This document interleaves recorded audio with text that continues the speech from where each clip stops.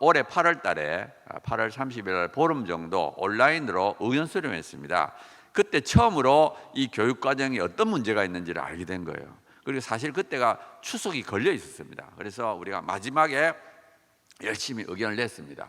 그리고 이것은 사실은 작년에 거의 다 만들어졌어요. 기둥이, 총론이 다 만들어졌고요.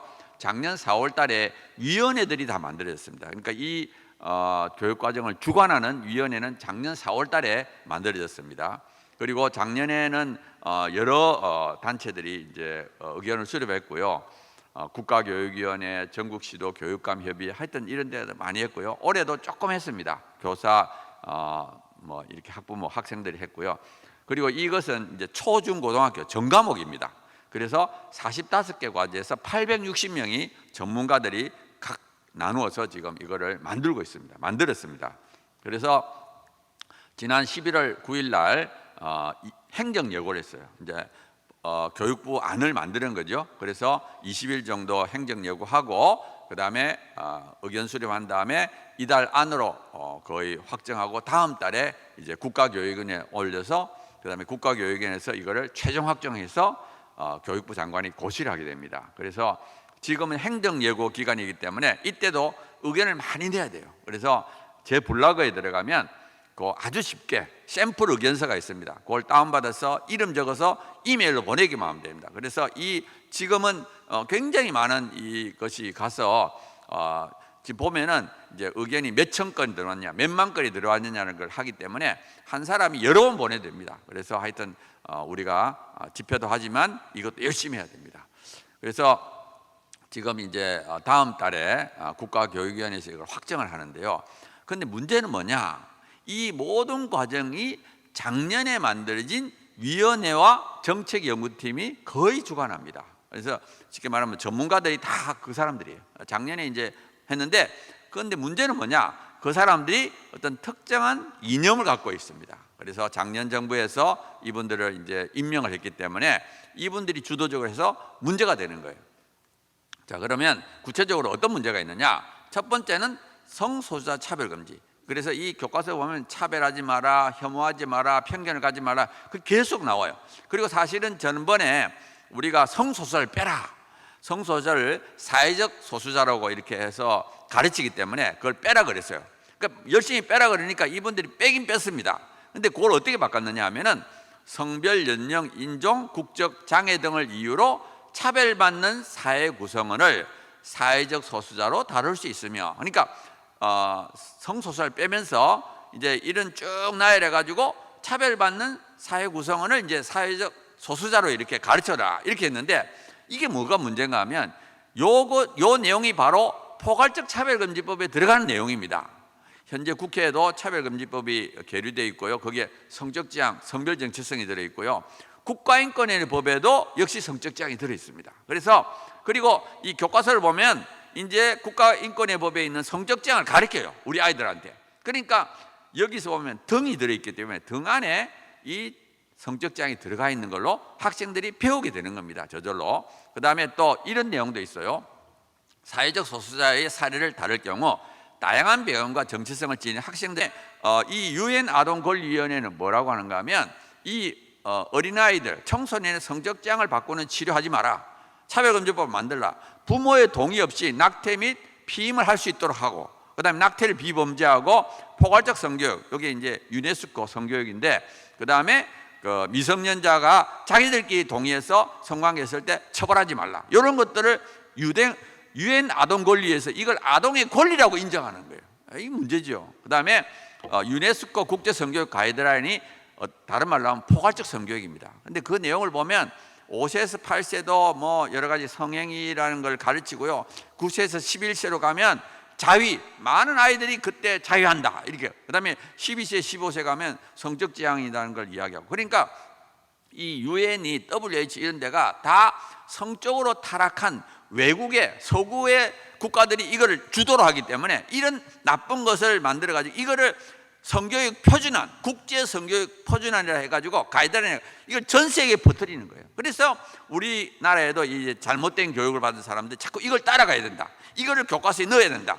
자기들은 이게 당당하다고 해서 공청회 자료집에 이걸 참고했다 이렇게 말한 겁니다. 자, 그 다음에 또 이게 있습니다. 혐오 표현 금지를 가르쳐요. 그래서 이 중학교 사회식을 보면 차별 및 혐오는 적극적으로 개선해야 될 문제다 이렇게 가르치고요. 그 다음에 우리가 혐오 표현을 빼라 그러니까 이걸 약간 바꿨어요. 사회적 차별 표현, 증오 표현. 근데 그 말입니다. 그리고 조금 전에 말씀한 것처럼 원래는 어떤 말이 있었는가 하면 인간의 존엄성을 침해하는 혐오 표현이라는 단어가 있었어요. 그런데 인간의 존엄성이라는 것을 뺐어요. 인간의 존엄성을 침해한다는 건 그건 다행인데 아무튼 이거를 사회적 차별, 증오 표현 이렇게 바꿨습니다. 그래서 우리 아이들한테 계속 이건 나쁘다, 혐오 표현은 진짜 나쁘다, 이거는 없애야 된다, 이걸 가르쳐 가지고 나중에 혐오 표현 금지법을 만들라는 것이 목표입니다. 이 사람들은. 그래서 올해 2월 달에 대한변협에서 인권보호대회를 하면서 포괄적 차별금지법을 만들어서 혐오 표현을 구제하면 언론 활동이나 표현의 자유가 위축될 수 있기 때문에 신중을 기해야 된다 이런 말을 했고요. 특히 양홍석 변호사가 뭐라 그랬느냐, 혐오 표현이라는 개념은 역사 사회적 경험이 다른 외국에서 수입했고 국제적으로 통용되는 의견이나 사회적 합의가 없다, 부족하다, 모호한 개념을 기초로 혐오 표현을 규제하면 위험하다. 그러니까 쉽게 말하면 혐오 표현이라는 개념 자체, 법무부의 NAP 문제, 또 교과과정, 그 다음에 현재 국회에는 차별금지법이 계류되어 있습니다. 그래서 우리가 목소리를 열심히 내야 돼요. 그래서 서울은 11월 13일 날 대통령 집무실 인근에서 우리 한 3만 명 모였고요. 경남은 내일 모레 경남교육청 앞에서 오전 11시 하고요.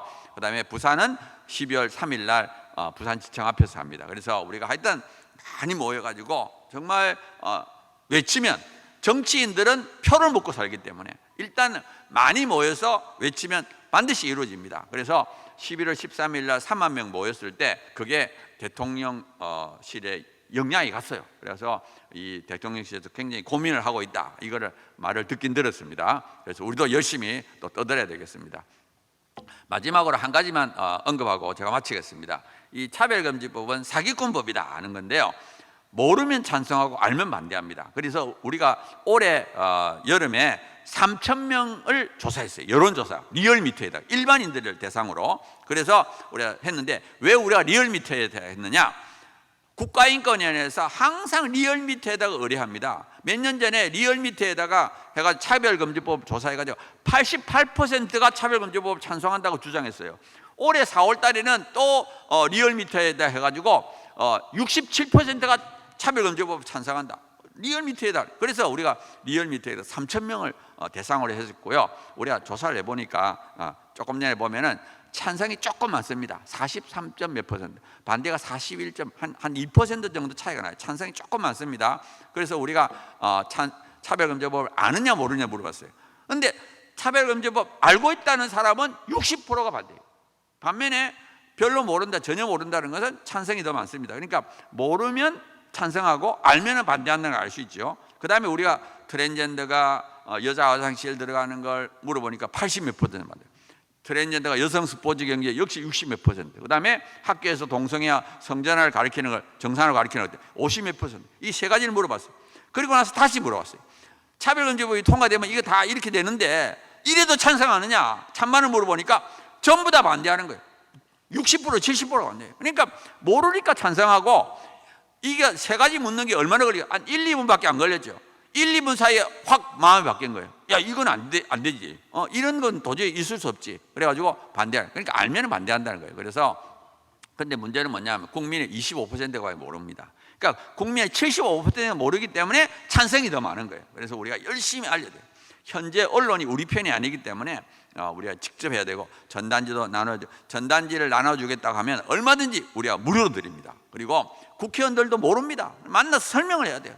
그래서 우리가 이걸 해야 되고요. 여기 마지막입니다. 그래서 우리가 지금 하나가 되어서 하면은 저는 충분히 막을 수 있다. 이 차별금지법뿐만 아니라 교육과정 모든 것을 막을 수 있다고 생각하고요. 사실은 서구는 무너졌어요. 왜 무너졌느냐? 기독교인들이 동성애자들도 헌신 안 해서 무너졌습니다. 제가 이거 해보니까 동성애자들 진짜 열심히 합니다. 근데 이 동성애자들은 자기 쾌락을 위해서 이렇게 해요. 자기 일생 동안 사는 고귀한 동안에 그 쾌락 때문에 이렇게 열심히 하는데, 우리 기독교인들이 동성애자들보다 헌신 안 해서 되겠습니까? 그건 말이 안 되죠. 진짜 기독교인들이 어떻게 동성애자들로 헌신 안 해도 되겠습니까? 저는 우리가 정말 예수님이 날 위해서 죽으셨다는 걸 믿는다면, 어떻게 우리가 영원히 산다는 걸 믿는다면, 어떻게 동성애자들보다 쾌락을 쫓는 동성애자들 헌신 못해가 무너집니까? 이 속어는 기독교가 껍데기가 돼요. 껍데기. 진짜가 아니에요. 완전히 쾌락과 음란, 이 포르노에서 완전히 기독교가 껍데기가 됐기 때문에 무너졌습니다. 우리는 절대 그렇게 하면 안 됩니다. 저는 전 세계에서 적어도 하나님께서는 하나님께서 우리 한국을 붙드셔가지고 우리 전 세계를 깨우기 위하여 우리 했다고 생각합니다. 그래서 저는 우리나라가 굉장히 중요한 위치에 와서 어쩔 수 없습니다. 속어는 다 무너졌지만 우리나라는 마지막까지 남아서 정말 이 차별과 미혹 통과시키지 않고 하나님을 기쁘시게 하고, 또 우리 다음 세대를 정말 믿음의 사람을 키워서 계속 우리 한국이 전 세계를 이끌어가는 믿음의 국가가 되었으면 좋겠습니다. 예, 감사합니다.